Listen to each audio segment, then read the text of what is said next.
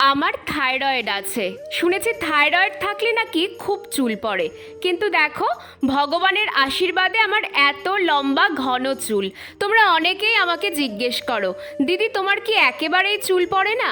কি জানো তো, পৃথিবীতে এমন একজন মানুষও নেই যে বলতে পারবে তার চুল পড়ে না। কিন্তু সমস্যা হলো চুল পড়ার পর যদি নতুন চুল না গজায়। আর এই হেয়ার রিগ্রোথের জন্য আমি এটা সপ্তাহে 2 দিন লাগাই। তোমরা তো প্রথমেই দেখলে আমি একটা পেঁয়াজ থেকে রস বের করে নিলাম। জানো, পেঁয়াজের রস চুলের জন্য অমৃত। এটা যেমন নতুন চুল গজাতে সাহায্য করে, তেমনি চুল লম্বাও করে। তারপর যে কোনো একটা তেল, সেটা নারকেল তেল হোক বা ক্যাস্টর অয়েল, দিয়ে পেঁয়াজের রসের সাথে খুব ভালো করে মিশিয়ে মাথার স্ক্যাল্পে মাসাজ করতে হবে। তোমরা এটা একবার ব্যবহার করে দেখো, পার্থক্যটা নিজেরাই খেয়াল করবে। ব্যাস, লাগানো হয়ে গেল। এবার 2 ঘন্টা পর শ্যাম্পু করে নেব।